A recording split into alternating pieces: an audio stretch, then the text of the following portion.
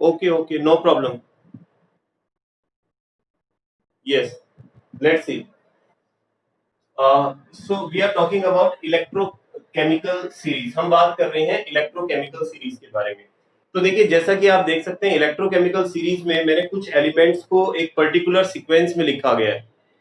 तो यहाँ पर हम कहें कि जब एलिमेंट्स को उनके इंक्रीजिंग या डिक्रीजिंग ऑर्डर, इलेक्ट्रोड पोटेंशियल के इंक्रीजिंग या डिक्रीजिंग ऑर्डर के अंदर अरेंज किया जाता है, तो उससे जो सीरीज बनती है उसी हम इलेक्ट्रोकेमिकल सीरीज कहते हैं. पहले एक बार इसकी डेफिनेशन देखते हैं, फिर इसके बारे में हम डिटेल में बात करेंगे. तो हम कह रहे हैं when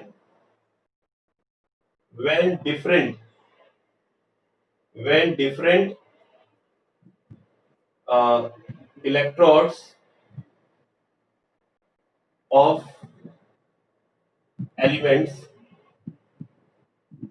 elements are arranged in increasing or decreasing order, or decreasing order,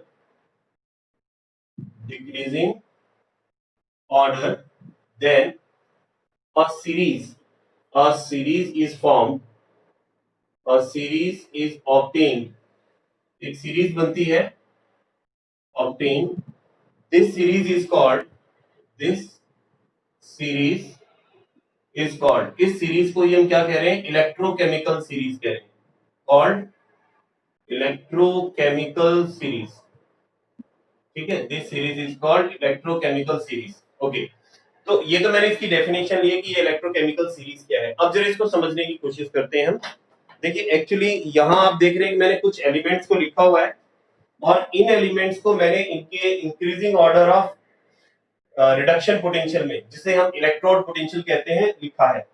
तो यहाँ पर अगर आप देखते हैं अपसाइड डाउन, जब आप ऊपर से नीचे की तरफ आ रहे हैं, तो यहाँ पर जो एलिमेंट्स हमारे पास लिखे गए हैं, मोस्टली हाइड्रोजन से ऊपर वाले सभी एलिमेंट्स, इनका जो इलेक्ट्रोड पोटेंशियल है दैट इज पॉजिटिव. ध्यान रखना, इनका इलेक्ट्रोड पोटेंशियल जो है, इलेक्ट्रोड पोटेंशियल जो है वो पॉजिटिव है.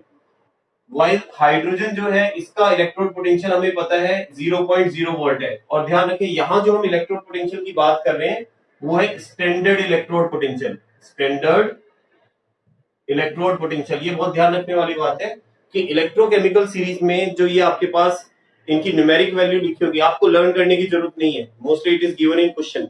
तो जो न्यूमेरिक वैल्यू गिवन होती है वो आपके पास इनका स्टैंडर्ड इलेक्ट्रोड पोटेंशियल होती है. यस, बोलिए बेटा. यस, हाँ बिल्कुल. मैं अब पॉजिटिव बेटा ऑक्सीडेशन पोटेंशियल. हाँ, ऑक्सीडेशन पोटेंशियल पॉजिटिव होता है. हाँ बस, किसका? जिंक का. हाँ, सॉरी, एक्चुअली जीरो से पहले नेगेटिव आएगा, है ना. ओके, ठीक है. तो जीरो से ऊपर वाले जो एलिमेंट वो नेगेटिव हो जाएंगे, और जीरो से ऊपर वाले नीचे वाले जो एलिमेंट होंगे दे विल बी पॉजिटिव. तो इनका जो इलेक्ट्रोड पोटेंशियल होगा बेटा वो पॉजिटिव होगा. ठीक है. तो अब मेरा कहने का मतलब है, जैसे जैसे आप डाउनवर्ड आ रहे हैं, तो वैसे वैसे आपके पास इलेक्ट्रोड पोटेंशियल बढ़ता जा रहा है, क्योंकि पहले नेगेटिव है, फिर जीरो है, और उसके बाद पॉजिटिव है. तो इसका मतलब हमने इन्हें किस ऑर्डर में लिखा है? Increasing order of electrode potential, या increasing order of reduction potential के अंदर लिखा है हमने. ठीक है. तो हम ये कह सकते हैं व्हेन different elements या electrode of different elements are arranged in increasing order of their electrode potential, thus formed series is called electrochemical series. तो इस सीरीज को हम इलेक्ट्रोकेमिकल सीरीज कह रहे हैं. ठीक है. अब ये जो इलेक्ट्रोकेमिकल सीरीज है, इसकी कुछ एप्लीकेशन है, और क्वेश्चन एप्लीकेशन पर बेस्ड ही पूछे जाते हैं. क्वेश्चन जो पूछे जाएंगे, जैसे एक एक करके अपन इनकी एप्लीकेशन ले लेते हैं, किस तरह से इनसे रिलेटेड क्वेश्चन पूछा जाएगा. चलिए, तो फर्स्ट क्वेश्चन की बात करते हैं. सबसे पहले फर्स्ट क्वेश्चन क्या? First application. हम बात कर रहे हैं एप्लीकेशंस की, कि इन पर बेस्ड एप्लीकेशन क्या क्या है. ओके, फर्स्ट एप्लीकेशन देखिए कि आप इनसे ये पता लगा सकते हैं कि रिलेटिव, ऐसे लिखिए, to know relative oxidising and reducing power. मतलब जो ये एलिमेंट्स हैं इनकी ऑक्सीडाइजिंग और रिड्यूसिंग पावर कितनी होगी, पावर कह लें या स्ट्रेंथ कह लें, कि रिड्यूसिंग स्ट्रेंथ कितनी होगी, ऑक्सीडाइजिंग स्ट्रेंथ कितनी होगी, मतलब कौन स्ट्रॉन्ग रिड्यूसिंग एजेंट होगा, कौन स्ट्रॉन्ग ऑक्सीडाइजिंग एजेंट होगा। अब मेरी बात को बहुत ध्यान से समझना।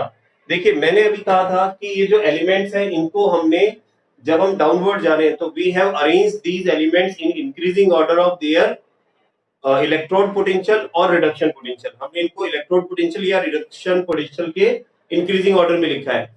तो एक चीज आपको पता है, जिनका रिडक्शन पोटेंशियल हाई होता है उनमें इलेक्ट्रॉन गेन करने की टेंडेंसी ज्यादा होती है, और इलेक्ट्रॉन गेन करने वाली जो स्पीसीज होती हैं, ध्यान रखना, इलेक्ट्रॉन गेन करने वाली स्पीसीज जो होती हैं वो हमेशा क्या होती हैं, ऑक्सीडाइजिंग एजेंट होती हैं, क्योंकि जो इलेक्ट्रॉन लेगा वो दूसरे को इलेक्ट्रॉन रिलीज करने में हेल्प करेगा।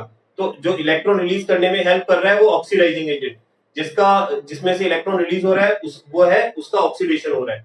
जैसे एक एग्जाम यहाँ पर ले रहे हैं अपन एक ऑर्डर, जैसे मान लीजिए मैं यहाँ पर कुछ एलिमेंट्स देख रहा हूँ, लिथियम, लिथियम से फिर मैं सोडियम, सोडियम से आगे और जा रहे हैं जिंक, जिंक से और आगे जाएं तो हम आ जाते हैं सपोज निकल, निकल से आगे फिर हाइड्रोजन, हाइड्रोजन के बाद कॉपर, फिर सिल्वर और फिर गोल्ड। मैंने कुछ सेलेक्टेड एलिमेंट्स लिखे हैं यहाँ पर, ठीक है। इन एलिमेंट्स को अगर हम कंसिडर करते हैं तो आप देख रहे हैं जैसे जैसे मैं इस डायरेक्शन में आ रहा हूँ, एक्चुअली ये एलिमेंट्स कौन से हैं, इस ऑर्डर में, ठीक है, नीचे डाउनवर्ड है। तो जैसे जैसे आप इस तरफ जा रहे हैं तो मैं कह रहा हूं कि यहाँ पर जैसे जैसे आप आगे जाएंगे तो इस डायरेक्शन में बढ़ जाने पर कौन सी टेंडेंसी इंक्रीज हो रही है, तो हम कहेंगे कि इनका रिडक्शन पोटेंशियल जो है, रिडक्शन पोटेंशियल, पोटेंशियल जिसे हम क्या कहते हैं, और इलेक्ट्रोड पोटेंशियल, इलेक्ट्रोड पोटेंशियल जो है वो इनका इंक्रीज हो रहा है। और इलेक्ट्रोड पोटेंशियल इंक्रीज होने का मतलब इलेक्ट्रॉन गेन करने की टेंडेंसी इंक्रीज होना, तो हम यह कह सकते हैं electron gaining tendency, gaining tendency, electron को गेन करने की टेंडेंसी जो है वो भी इसकी क्या हो रही है, इंक्रीज हो रही है। और इलेक्ट्रॉन गेनिंग टेंडेंसी ध्यान रखना दूसरे के ऑक्सीडेशन करने की टेंडेंसी होती है, तो उसे हम ऑक्सीडाइजिंग पावर कहते हैं। तो यहां पर हम कह सकते हैं इनकी जो ऑक्सीडाइजिंग पावर है, ऑक्सीडाइजिंग पावर, ऑक्सीडाइजिंग पावर जो है वो भी क्या हो रही है, इंक्रीज हो रही है।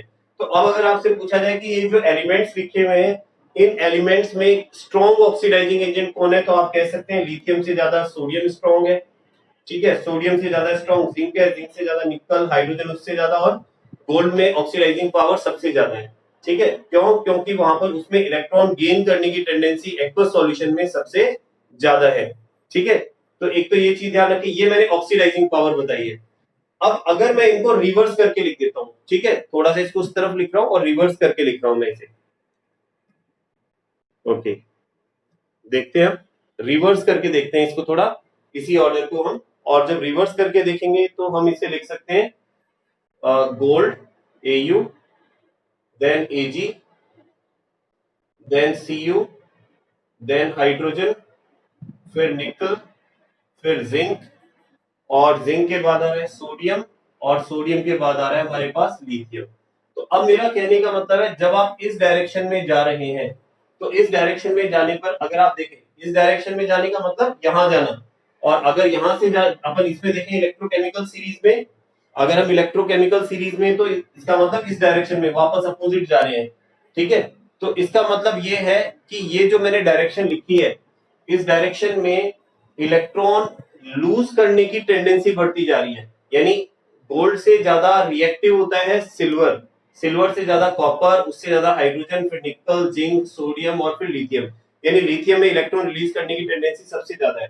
तो यहां हम कह रहे हैं कि इनका ऑक्सीडेशन पोटेंशियल जो होता है, इनका ऑक्सीडेशन पोटेंशियल जो है वो इंक्रीज हो रहा है इस डायरेक्शन में।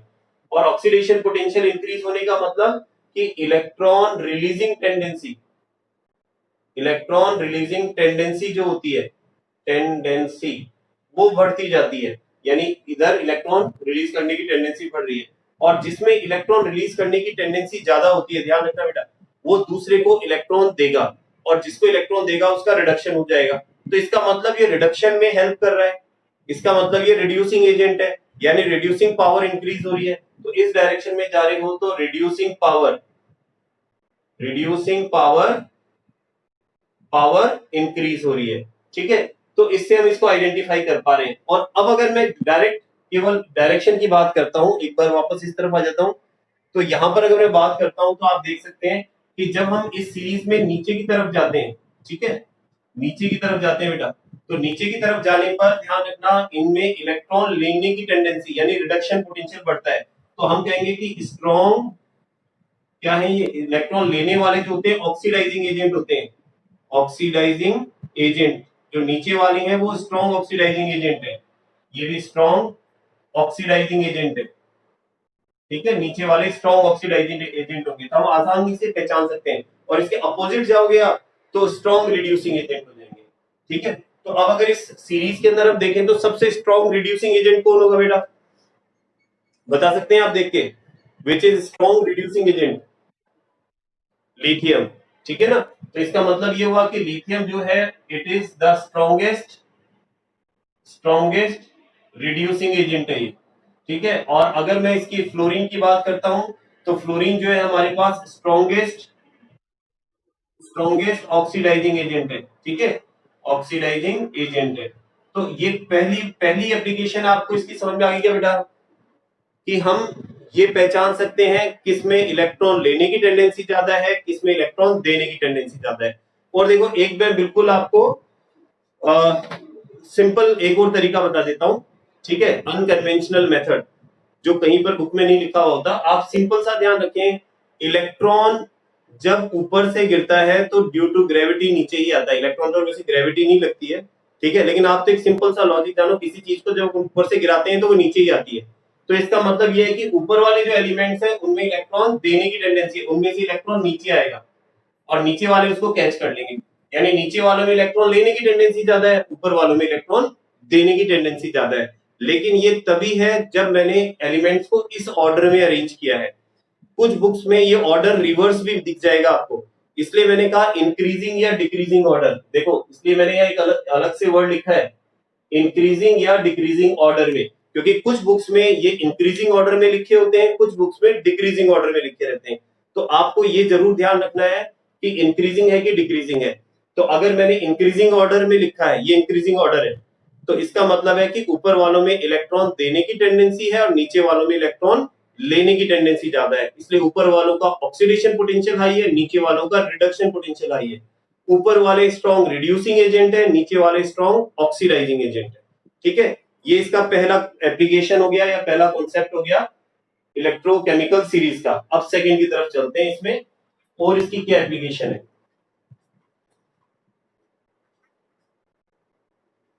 चलिए सेकंड एप्लीकेशन की बात करें तो देखिए सेकंड एप्लीकेशन ये है कि यूजिंग दिस, यस बोलिए बेटा। Yes, I have written only those elements which are mostly used in electrode. So you can learn these elements. ठीक है ना, अगर आप इतना करते हैं that is sufficient. It is more than sufficient. ठीक है ना, बाकी एलिमेंट्स और भी हैं, there are so many other elements but they are not mostly used as electrode. तो आप इनको लर्न करने sufficient है। ओके, यस, अब आगे चलें तो ओके, तो अब इसके बाद में देख रहे हैं हम नेक्स्ट जो हमारी एप्लीकेशन है that is application number 2, and this application says that elements which are more reactive can displace less reactive elements from their aqueous solution। तो यहां हम लिख सकते हैं कि more reactive elements can displace less reactive elements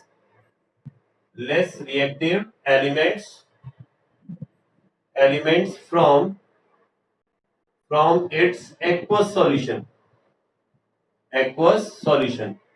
अपने aqueous solution में से उसको डिस्प्लेस कर सकते हैं। अब जरा इस चीज को और बेटर वे में समझते हैं। बेटा कमेंट नहीं करें आपस में एक दूसरे से, है ना, तो आपस में कमेंट नहीं करें, आपके कमेंट मुझे भी दिखते हैं इसमें, जो what ever you right and what ever you से इट इज। हाँ, नहीं तो उसको चलो वो सेटिंग में चेंज करते हैं, वो तो आप लोग समझदार बच्चे हो इसलिए मैंने उसको चेंज नहीं किया। ठीक है ना, हाँ एक सेकेंड, जस्ट अ मिनट, वो एक्चुअली पहले ही करनी होती है, नहीं करे ना उसमें, फिर वो सबकी स्क्रीन पर डिस्प्ले होता है, सब डिस्ट्रैक्ट होते हैं उससे। ओके ओके, अब जरा समझना इस चीज को बेटा। तो मैं कह रहा हूं मोर reactive elements can display less reactive elements from its aqueous solution. जो ज्यादा रिएक्टिव एलिमेंट्स हैं वो कम रिएक्टिव एलिमेंट्स को उनके एक्वस सॉल्यूशन में से डिस्प्लेस कर सकते हैं। But how can we find that these elements are more reactive and these elements are less reactive on the basis of oxidation potential. तो आप ध्यान रखना, यहां हम रिएक्टिविटी की जब बात कर रहे हैं, रिएक्टिविटी ऑफ एलिमेंट, एलिमेंट, ठीक है, is directly proportional to its oxidation potential. ठीक है, ऑक्सीडेशन पोटेंशियल के डायरेक्टली प्रोपोर्शनल है। मेरा कहने का मतलब है, जैसे सपोज एक सिंपल सी रिएक्शन है, we know copper and zinc sulphate, and we know that copper is solid and zinc sulfate is aqueous. So now one more reaction, zinc and copper sulfate. तो अब क्वेश्चन कैसे पूछा जाए कि अगर आपसे पूछा जाता है कि which element can displace another element from their aqueous solution, तो आप देखिए कौन किसको डिस्प्लेस कर सकता है। कैन कॉपर डिस्प्लेस जिंक और can zinc displace copper? Okay, तो फर्स्ट केस के अंदर हम देख रहे हैं कॉपर जो है ना बेटा, यहां देखो कॉपर कहां है, यहां है, और जिंक हमारे पास में है यहां पर। तो आप देख सकते हैं पोजीशन में जिंक ऊपर की तरफ है और कॉपर नीचे की तरफ है। तो जैसे मैंने बताया कि एलिमेंट जो ऊपर की तरफ है, elements which are above in electrochemical series they can release electron, and elements which are below they can gain electron. तो इसका मतलब ये है कि जिंक कॉपर को इलेक्ट्रॉन दे सकता है। ठीक है, तो क्या करें बेटा, see you upper right corner, this one,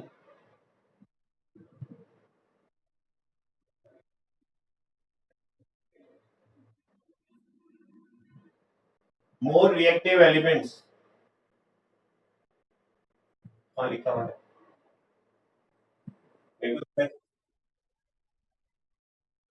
अच्छा, more reactive element can displace less reactive elements. ठीक है ना, जो ज्यादा रिएक्टिव एलिमेंट है वो कम रिएक्टिव एलिमेंट को डिस्प्लेस कर सकता है। तो मैं यहाँ रिएक्टिविटी कह रहा हूं in term of oxidation potential. जिसका ऑक्सीडेशन पोटेंशियल हाई है that can displace less reactive element from its aqueous solution. तो यहाँ पर हमें चेक करना है, तो रिएक्टिविटी सिंपल सी है, एलिमेंट्स जो इलेक्ट्रोकेमिकल सीरीज में ऊपर है वो ज्यादा रिएक्टिव है, जो नीचे है दे आर लेस रिएक्टिव। तो इसका मतलब ये है कि कॉपर यहाँ देख सकते हैं नीचे है और जिंक यहाँ है, तो copper can not displace zinc but zinc can displace copper. So this reaction is not possible, this reaction is not possible.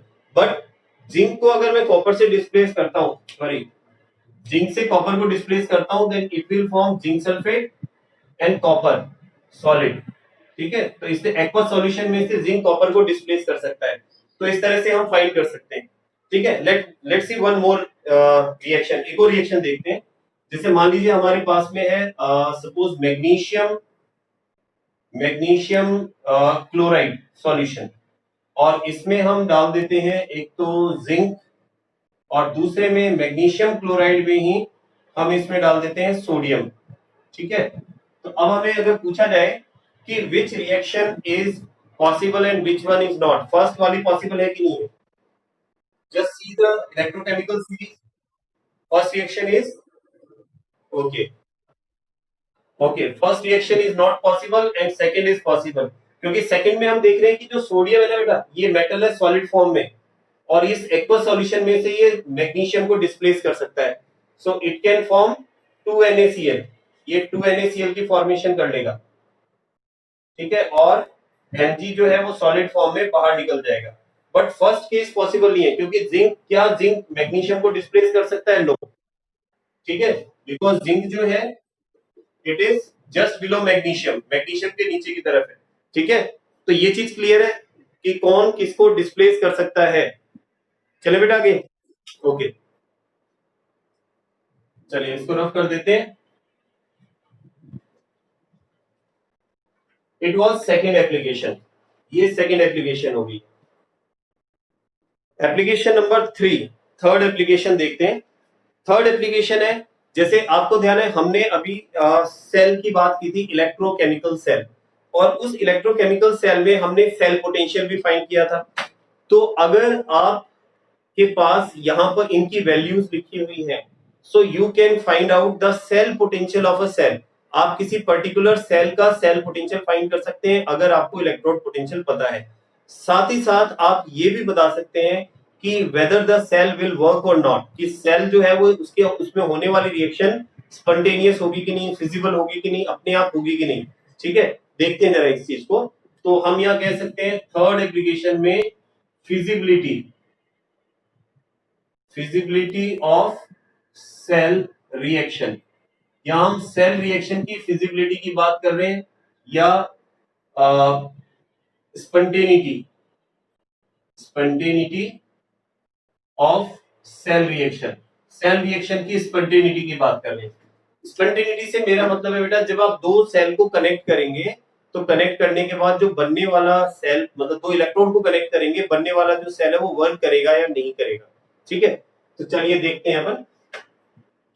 मैं एक सेल रिएक्शन लिख रहा हूं। Suppose we have Ni2+ and zinc, and in this case we have Ni solid and zinc 2+ aqueous। ठीक है, और second case जो है आपके पास, उसमें हमने यहां पर Ni plus Zn2+ aqueous, this one is solid, and now I have changed it into aqueous and zinc has become solid। ये बना दिया हमने। अब आपको क्या करना है, यहां मैं कुछ वैल्यूज और दे रहा हूं। निकल के लिए जो वैल्यू दी गई है Ni2+ not equals to 0. Ni it is 0.80 volt, and zinc के लिए जो वैल्यू है that is Zn2+ Zn equals to 0 minus में 0.76 and this one is also negative, ये भी नेगेटिव है। ठीक है, तो ये मैंने दो वैल्यूज लिखी हैं। लेट मी चेक एक बार, इतनी है क्या। निकल के लिए जो है हमारे पास वैल्यू इट इज, अच्छा 0.25 है, सॉरी ये तो सिल्वर की होती है, 0.25। ठीक है, ये वैल्यू है। अब देखते हैं, तो अब आपसे पूछा जाए कि ये जो मैंने रिएक्शन लिखी है, इन दोनों, ये सेल रिएक्शन है बेटा, ध्यान रखना। यस, अच्छा हाँ ऊपर लिख दिया गया।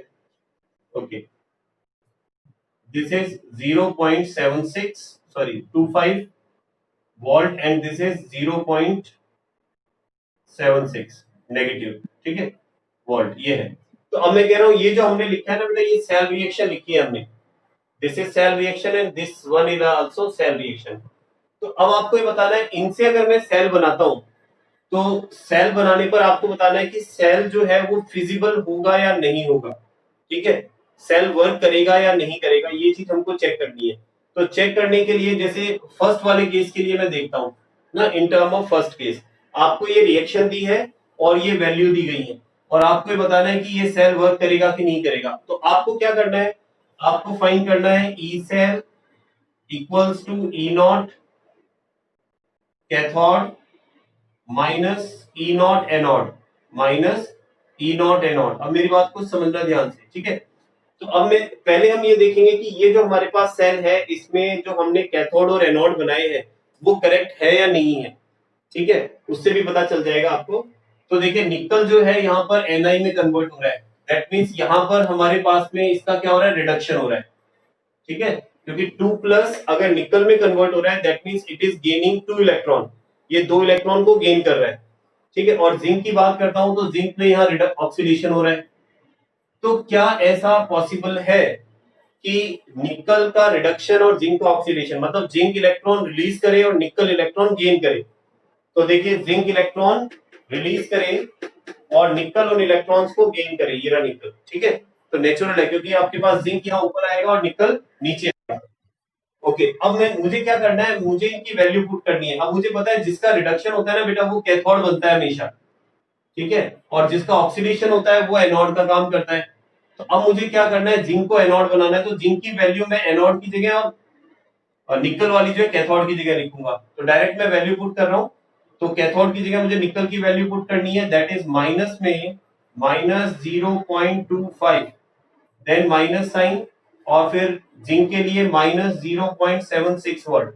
अब आप इनको ऐड कर लें तो -0.76 प्लस 0.25 और प्लस 0.76 वोल्ट, और इसको सब्ट्रैक्ट करेंगे तो आपके पास जो वैल्यू आएगी that will be approx positive 0.51। ठीक है, तो ये वैल्यू पॉजिटिव आ रही है। अब ध्यान से सुनना बेटा, अगर ये वैल्यू पॉजिटिव आती है हमारे पास, ठीक है, सेल पोटेंशियल की वैल्यू अगर आपके पास पॉजिटिव आती है, तो ध्यान रखना सेल विल वर्क, जो सेल है वो वर्क करेगा। सेल में होने वाली जो रिएक्शन है वो स्पॉन्टेनियस होगी, ठीक है, और फिजिबल होगी, रिएक्शन पॉसिबल होगी, वो रिएक्शन हो सकती है। लेकिन अगर इसकी वैल्यू किसी कंडीशन में नेगेटिव आ जाती है, किसी कंडीशन में इसकी वैल्यू अगर नेगेटिव आ जाती है, तो उस कंडीशन में आपको ध्यान रखना है कि सेल में होने वाली रिएक्शन फिजिबल नहीं होगी, सेल वर्क नहीं करेगा। ठीक है, जैसे अब यहां पर मैं सेकंड वाला एग्जांपल लेता हूं, इसको रफ कर रहा हूं एक बार में। ठीक है, अब सेकंड एग्जांपल लेते हैं। सेकंड एग्जांपल में अगेन हम यहां पर लिख रहे हैं, हम यहां लिख रहे हैं E cell, E naught cell equals to E cathode minus E anode. ठीक है, और स्टैंडर्ड कंडीशन में ले रहे हैं। तो यहां पर देखिए सेकंड में निकल जो है, इसको फर्स्ट को मिटा देता हूं मैं ना, फर्स्ट को हो जाएगा, नहीं फर्स्ट को रफ कर रहा हूं मैं। अब इसको गौर करते हैं। तो यहाँ देखिए निकल जो है ना बेटा Ni2 प्लस में कन्वर्ट हो रहा है, that means it is undergoing oxidation, इसका ऑक्सीडेशन हो रहा है। और जिंक को देखें तो यहाँ जिंक का रिडक्शन हो रहा है। अब जैसे मान लीजिए आपको इलेक्ट्रोकेमिकल सीरीज नहीं आती, आपको नहीं ध्यान इलेक्ट्रोकेमिकल सीरीज में कौन कहां पर है, तो अब आपको क्या करना है, इस क्वेश्चन से ही इसको सॉल्व करना है। तो कैसे सॉल्व करेंगे, आपने यहाँ देख लिया कि इसका ऑक्सीडेशन हो रहा है, दैट मींस ये एनोड का काम करेगा, क्योंकि ऑक्सीडेशन जिसका होता है वही हमेशा एनोड होता है। और जहां पर रिडक्शन हो रहा है वो कैथोड का काम करेगा। ठीक है, ये कैथोड का वर्क करेगा। तो अब मुझे क्या करना है, कैथोड की जगह जो वैल्यू पुट करनी है, ठीक है, वो किसकी करनी है, जिंक की करनी है। यहाँ पर इस केस में तो जिंक की जो वैल्यू है मेरे पास that is -0.76 volt, then again minus, फिर निकल की वैल्यू पुट करनी है दैट इज -0.25 वोल्ट। ठीक है, और इसको सॉल्व करूंगा तो आपके पास आएगा -0.76, देन प्लस 0.25, और वैल्यू आएगी माइनस में 0.51 वोल्ट। अब वैल्यू हमारे पास नेगेटिव आ रही है, और जैसा मैंने कहा था कि अगर आपके पास सेल पोटेंशियल की वैल्यू नेगेटिव आ जाए, सेल पोटेंशियल की वैल्यू नेगेटिव आ जाए, तो ध्यान रखना cell will not work, will not work, ये सेल वर्क नहीं करेगा, और ये रिएक्शन गलत है, ये रिएक्शन पॉसिबल नहीं है। ठीक है, तो इससे आप ये भी पहचान सकते हैं कौन सी रिएक्शन पॉसिबल होगी और कौन सी रिएक्शन पॉसिबल नहीं होगी। ये मेरी बात समझ में आ गई बेटा, तीसरा कॉन्सेप्ट क्लियर है? ठीक है, am I audible to you all? Okay, तो यानी ये चीज मोटे से तौर पर हम तो इतना जानते हैं कि जब हम इस फॉर्मूले में वैल्यू रखते हैं ना एनोड की और कैथोड की, तो अगर पॉजिटिव वैल्यू आती है किसी भी रिएक्शन के लिए तो वो रिएक्शन पॉसिबल होती है, और अगर वो वैल्यू नेगेटिव आ गई, तो नेगेटिव आने का मतलब ये हमारे पास वैल्यू वोल्ट वोल्ट मीटर में आ रही है, तो वोल्ट मीटर नेगेटिव वैल्यू कैसे शो करेगा, वोल्ट मीटर तो हमेशा पॉजिटिव वैल्यू शो करेगा, जितना वोल्टेज होगा, जीरो से स्टार्ट करो तो आगे पॉजिटिव शो करता है, नेगेटिव शो कर रहा है इसका मतलब गड़बड़ है उसमें, या तो वोल्ट मीटर खराब है या हमने कोई रीडिंग में गड़बड़ करी है। ठीक है, चले आगे। ये हमारे पास हो गया है थर्ड एप्लीकेशन। अब बात करते हैं इसकी फोर्थ एप्लीकेशन की। देखिए एप्लीकेशन नंबर 4, फोर्थ एप्लीकेशन है रिलीज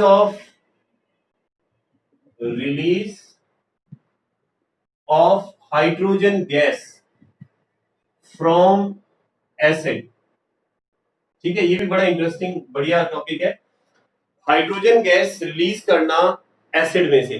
तो इस इलेक्ट्रोकेमिकल सीरीज को देख करके हम सिंपली ये बता सकते हैं कौन कौन से ऐसे एलिमेंट्स हैं जो एसिड में से हाइड्रोजन गैस को रिलीज कर सकते हैं। Actually those elements which are above hydrogen in electrochemical series can displace hydrogen from their acid and they can produce hydrogen gas. ठीक है, मेरा कहने का मतलब है जो भी एलिमेंट आपको हाइड्रोजन से ऊपर दिख रहे हैं, ऑल दीज एलिमेंट्स, ये एलिमेंट और ये सारे एलिमेंट्स, ये सब हाइड्रोजन से ऊपर है। तो अगर इन एलिमेंट्स को मैं एसिड में डालूंगा, हीट करूंगा या ठंडा रखूंगा, तो कुछ हीट करने पर कुछ ठंडे के अंदर ही क्या करेंगे, हाइड्रोजन गैस रिलीज कर देंगे। क्यों? क्योंकि ये हाइड्रोजन को निकाल सकते हैं। कैसे, जरा देखते हैं रिएक्शन से। जैसे मान लीजिए हमारे पास सपोज जिंक है, और जिंक को मैं HCl में डिप करता हूँ, HCl में डालता हूँ, एक जिंक के टुकड़े को मैंने HCl में डाल दिया है। तो यहाँ पर जो रिएक्शन होगी, तो जैसा मैंने कहा कि जिंक इज मोर रिएक्टिव, ठीक है, मोर रिएक्टिव, और मोर रिएक्टिव का कारण है कि इसका ऑक्सीडेशन पोटेंशियल हाई है, और हाइड्रोजन जो है इट इज लेस रिएक्टिव, ठीक है। तो हमें ये पता है कि more reactive can displace less reactive from its aqueous solution, तो ये इसको डिस्प्लेस कर सकता है। Now it will form zinc chloride and H2, ये हाइड्रोजन गैस प्रोड्यूस करेगा। अब एक बार ये और जान लेते हैं कि एक्चुअली ये रिएक्शन होती कैसे, ये भी समझना है। ये भी एक रेडॉक्स रिएक्शन है, ठीक है। This one is also example of redox reaction. कि ये जो HCl है, अगर मैं इस HCl को लेता हूं, तो HCl अगर डिसोसिएट होता है, देखिए अगर ये डिसोसिएट होता है तो it form H plus ion and Cl minus ion, इस तरह से इसकी फॉर्मेशन करता है, ठीक है। तो पहली स्टेप में तो ये हुआ, क्योंकि एक्वस सॉल्यूशन में तो हमारे पास H प्लस आयंस ही होंगे, 2H plus ion and 2Cl minus ion. और फिर आपने उसमें जिंक मेटल जैसे डिप किया, तो जिंक मेटल में ऑक्सीडेशन होगा, it will change into Zn2 plus releasing 2 electron, 2 electron को ये रिलीज कर देगा और Zn2 प्लस में कन्वर्ट हो जाएगा। तो जैसे ये Zn2 प्लस में कन्वर्ट होगा और 2 इलेक्ट्रॉन रिलीज करेगा, ये 2 इलेक्ट्रॉन तो हाइड्रोजन गेन कर लेंगे, और Zn जो है वो Cl माइनस के साथ कनेक्ट हो जाएगा। Zn2 प्लस 2Cl नेगेटिव को गेन करके ये तो बना देगा ZnCl2। हाँ राहुल, राहुल क्या कह रहे हैं? हेलो, मैं अभी क्लास ले रहा हूँ, फ्री होते ही दे दूंगा, ठीक है, क्लास में हूँ मैं।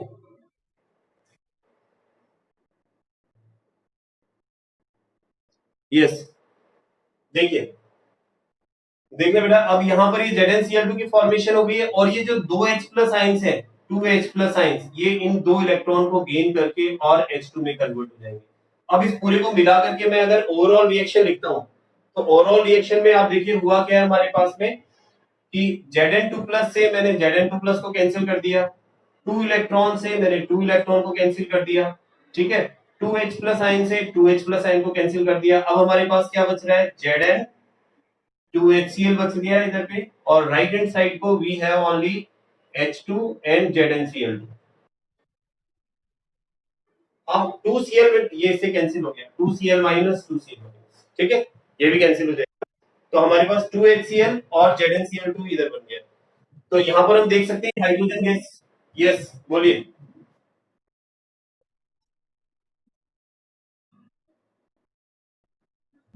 यहाँ पर हाँ, ये बैलेंस नहीं है, यहाँ 2 लगा देंगे आप, ठीक है, नाउ इट इज बैलेंस। तो ये चीज आपको समझ में आ गई है। एक्चुअली मेरा कहने का मतलब यहाँ पर ये है कि जो एलिमेंट्स हाइड्रोजन से ऊपर है, इस हाइड्रोजन से ऊपर ये सारे एलिमेंट्स हैं, तो इनमें से कोई भी एलिमेंट अगर हम एसिड में डालते हैं, तो एसिड में से वो एलिमेंट क्या करेगा, हाइड्रोजन गैस को बाहर निकाल देगा, जैसे जिंक ने यहाँ HCl में से निकाला है। सेम रिएक्शन हम H2SO4 के साथ भी कैरी आउट करा सकते हैं, ठीक है। एक रिएक्शन और देख लेते हैं इसकी। Same reaction can be performed by hydrogen also or H2SO4। जैसे आपने सोडियम मेटल लिया, सोडियम मेटल को आपने H2SO4 में डिप कर दिया। Now sodium is more reactive than hydrogen, हम देख सकते हैं sodium is more reactive than hydrogen, hydrogen से सोडियम ज्यादा रिएक्टिव है, ठीक है। तो सोडियम क्या करेगा, डिस्प्लेस कर देगा यहाँ पर, तो sodium 2Na Na2 sorry Na2SO4 बनेगा और हाइड्रोजन गैस रिलीज हो जाएगी, ठीक है। तो ये वाली चीज भी क्लियर है बेटा, कि कोई भी रिएक्टिव मेटल, ठीक है, any reactive metal which is more reactive than hydrogen और which is present above hydrogen can displace hydrogen from acid, acid में से हाइड्रोजन को डिस्प्लेस कर सकता है, ठीक है। ये इसकी एक एप्लीकेशन है।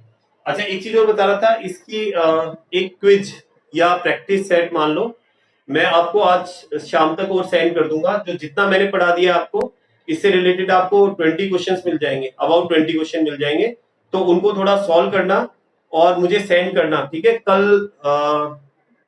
लगभग 12 बजे तक कर देना, सफिशिएंट है, आधे घंटे में आप आराम से। हाँ बोलो बेटा, क्या कह रहे हो?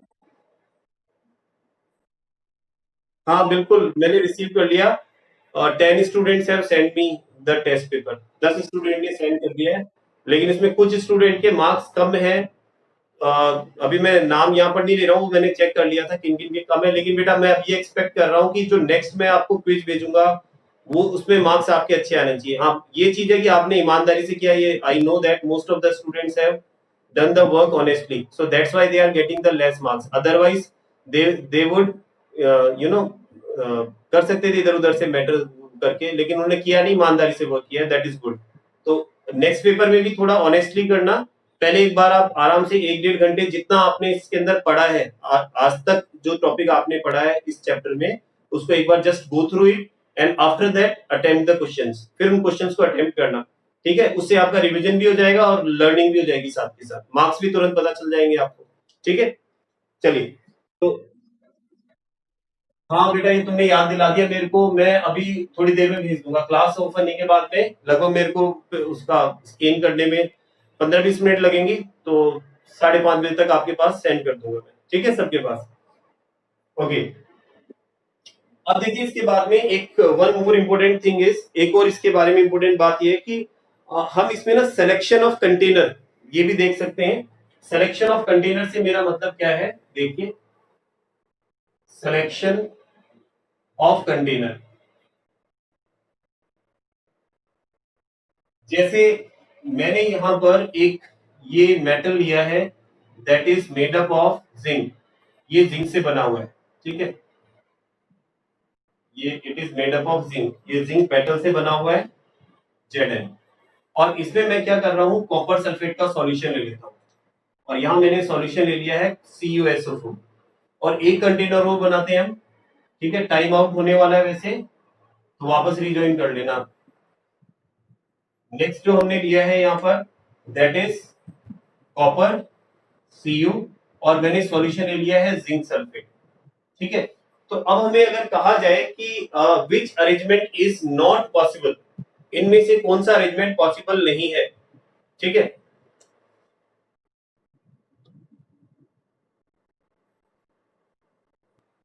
ठीक है। तो हमें देखना है which one is not possible. तो आप अगर एक बार दोनों को ऑब्जर्व करते हैं तो आप देखते हैं एक में तो हमने क्या किया है, जिंक मेटल लिया है और उसमें हमने कॉपर सल्फेट का एक्वस सॉल्यूशन डिप किया है, ठीक है। सेकेंड जो कंडीशन है वो हमने कॉपर मेटल लिया है और उसमें zinc sulphate solution aqueous solution को डिप किया है, ठीक है। So we have to see which arrangement is not possible, कौन सा पॉसिबल नहीं है। वो अरेंजमेंट पॉसिबल नहीं है, या हम कहें कि वो अरेंजमेंट हम प्रिफर नहीं करते हैं। अच्छा, ऑडियो नहीं आ रहा है, जस्ट ए मिनट।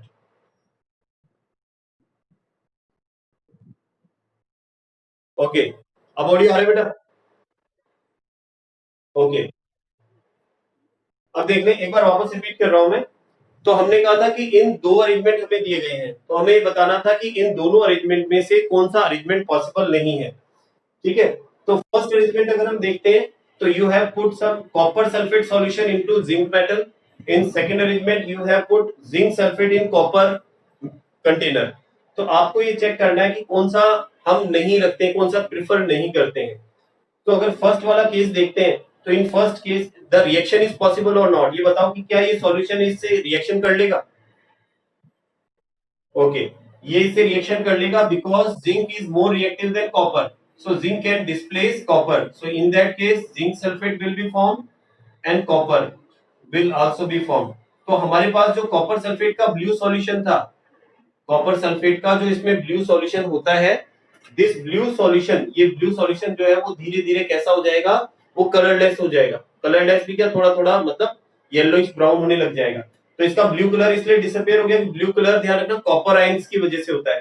तो पहले इसमें कॉपर आयंस प्रेजेंट थे कॉपर सल्फेट के, जब इसको डिस्प्लेस कर दिया तो कॉपर आयंस तो निकल गए और उसमें जिंक के आयंस आ गए हैं, तो इसलिए इसमें कंटेनर भी खराब हो जाएगा और सॉल्यूशन भी खराब हो जाएगा। इसलिए इस अरेंजमेंट को नहीं रख सकते, क्योंकि मेटल रिएक्शन नहीं करना चाहिए, ठीक है। और दूसरे केस में हम देखते हैं तो copper is less reactive than zinc, तो इसका मतलब कॉपर जिंक को डिस्प्लेस नहीं करेगा, this reaction is not possible, ये रिएक्शन पॉसिबल नहीं है, that's why this arrangement is possible.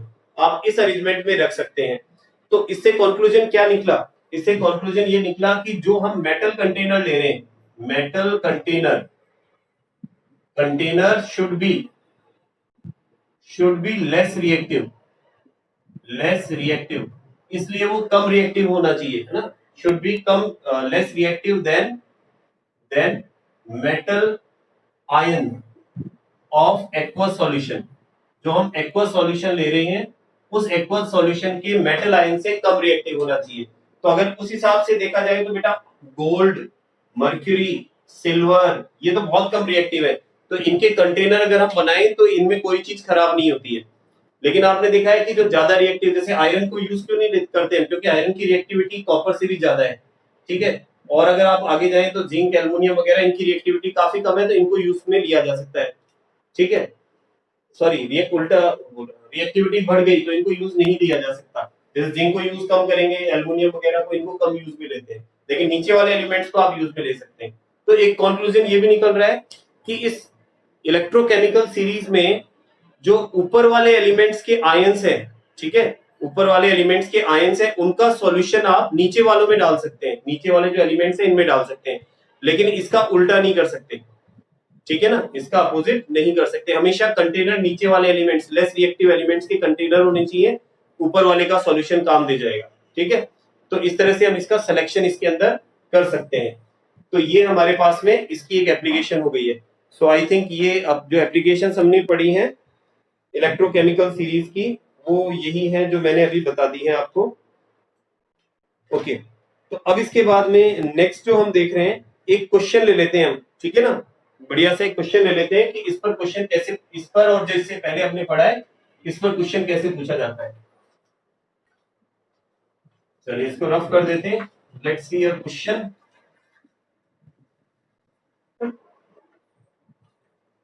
Okay, चलिए तो एक क्वेश्चन ले रहा हूं मैं, तो ये लिख देता हूं यहां पर। जस्ट सी, एक्चुअली इस टॉपिक पर जो क्वेश्चन पूछा जाता है बेटा, ये ध्यान रखना, बड़ा लेंदी क्वेश्चन नहीं आएगा। अगर मान लो 3 मार्क्स का क्वेश्चन आता है तो उसमें 3 बातें पूछ ली जाएंगी, 4 बातें पूछ ली जाएंगी, हाफ मार्क्स का एक आ गया, फिर एक मार्क्स के 2 क्वेश्चन आ गए, इस तरह से पूछे जाते हैं। चलिए देखते हैं कैसे आता है। क्वेश्चन है हमारे पास, that is copper rod in 1 m copper sulphate solution. थोड़ा सा बड़ा क्वेश्चन है लेकिन हो जाएगा। Copper sulphate solution and nickel rod in 1 m nickel sulfate NiSO4 solutions are immersed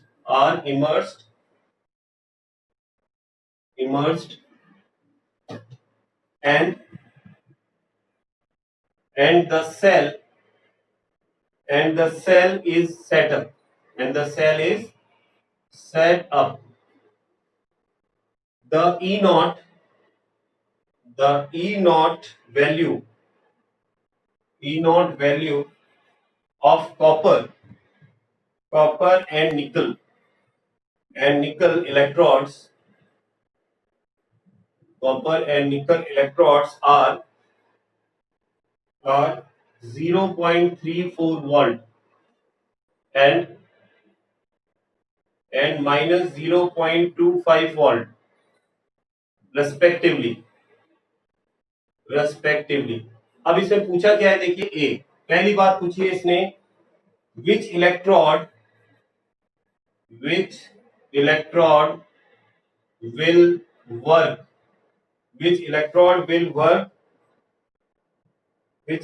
will work as anode and cathode respectively। Okay, question number 2 B है हमारे पास, what is the cell reaction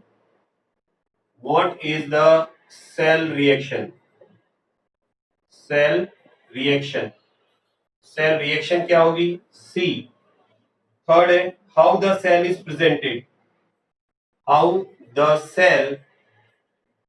presented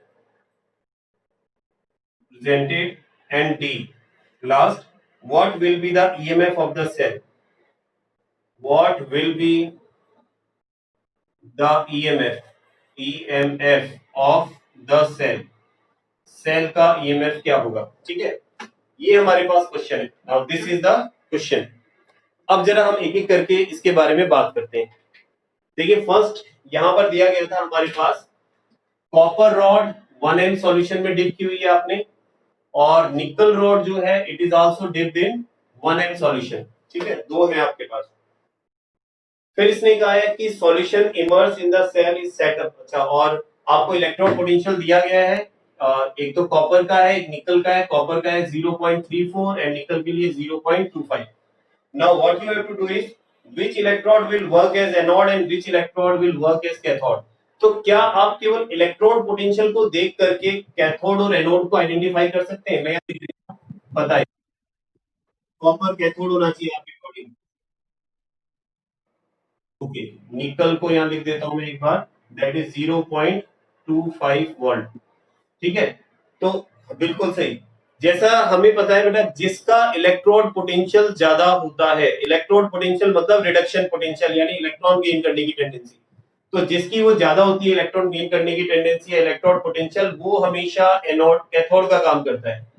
ठीक है, तो हमारे पास जो copper है वो कैथोड का वर्क करेगा क्योंकि ये पॉजिटिव में है वैल्यू, और निकल की वैल्यू नेगेटिव में है. इसका मतलब इसका रिडक्शन पोटेंशियल यानी इलेक्ट्रॉन लेने की टेंडेंसी कम है, तो ये यहाँ पर क्या बन जाएगा? एनोड बन जाएगा. ठीक है, तो ये हमने फाइंड कर लिया कौन एनोड बनना चाहिए, कौन कैथोड बनना चाहिए. So first is clear. Second, what is the cell reaction? Cell reaction क्या होगी? तो सेल रिएक्शन को लिखने के लिए, जैसे हमने जिसको एनोड लिया है, ध्यान रखना बेटा, जिसको हमने एनोड की फॉर्म में लिया है, तो उसको आप बिगनिंग में क्या लिखेंगे? जैसे निकल को आपने एनोड लिया है तो यानी निकल इलेक्ट्रॉन रिलीज करेगा. ठीक है, तो मैंने पहले निकल लिखा, फिर क्योंकि अभी इलेक्ट्रॉन आगे रिलीज करेगा तो अभी मैंने इसमें इलेक्ट्रॉन रिलीज नहीं किए. गेन कौन करेगा? गेन कैथोड करेगा कॉपर, लेकिन कॉपर गेन तभी करेगा जब वो डाई पॉजिटिव फॉर्म में होगा. ठीक है, तो यहां मैं कॉपर को लिख रहा हूं कि कॉपर किस फॉर्म में है? Cu2+ की फॉर्म में है यहां पर, एक्वस. ठीक है, अब क्या होगा? निकल जो सॉलिड फॉर्म में है इट विल रिलीज इलेक्ट्रॉन, और copper that is di positive it will gain electron, and then यहां पर निकल तो बन जाएगा आपके पास Ni2+ ऑक्सीडेशन के बाद एक्वस में, और कॉपर जो है वो सॉलिडिफाई हो जाएगा. ठीक है, तो इस तरह से ये हमारे पास में सेल रिएक्शन हो जाएगी. दोबारा सुन लो इसको ना, मैं एक काम करता हूं, रुको, इसको थोड़ा सा एक स्टेप बढ़ेगा लेकिन अच्छी तरह समझ में आएगी. देखो, इसको यूं समझो आप, बी वाला जो क्वेश्चन है इसमें इसने पूछा था कि what is the cell reaction.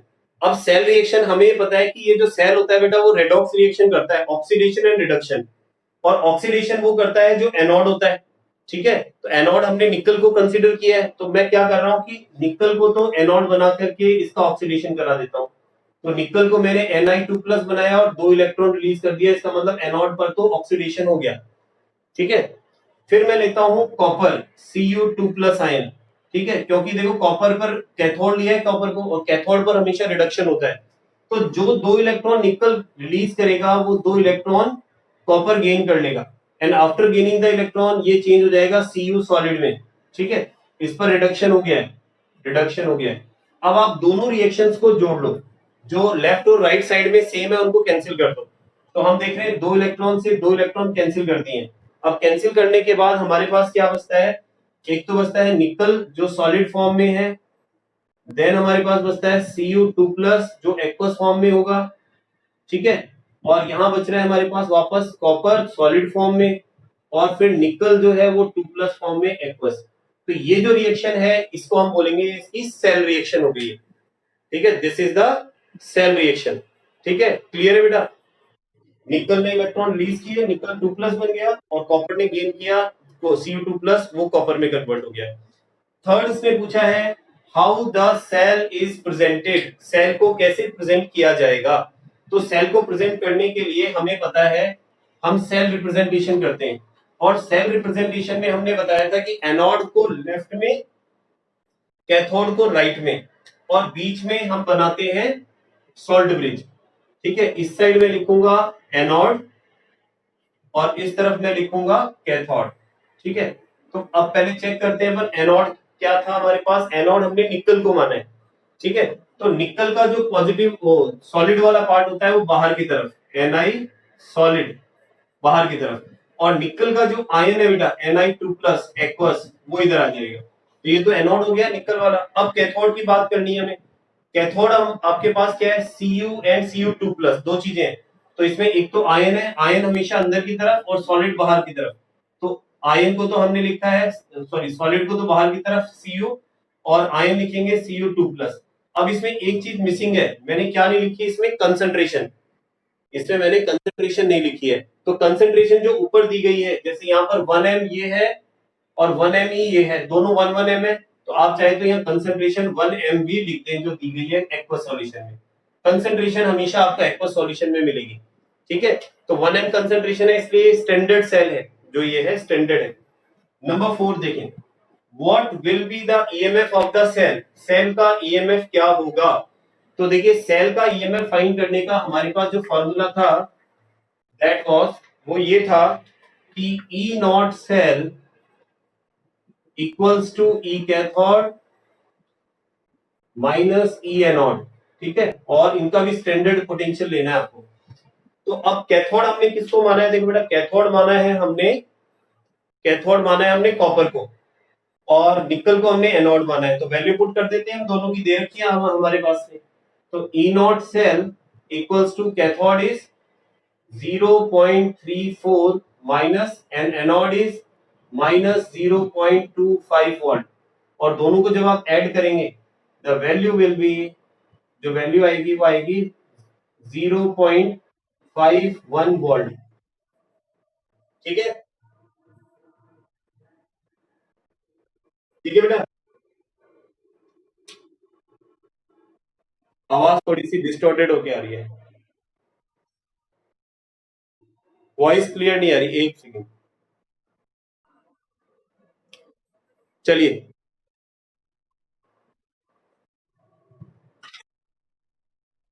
एक सेकंड बेटा, आवाज क्लियर नहीं आ रही, एक मैं, चलो मैं सुन ले एक बार जो मैं बोल रहा हूँ, लेट मी सी।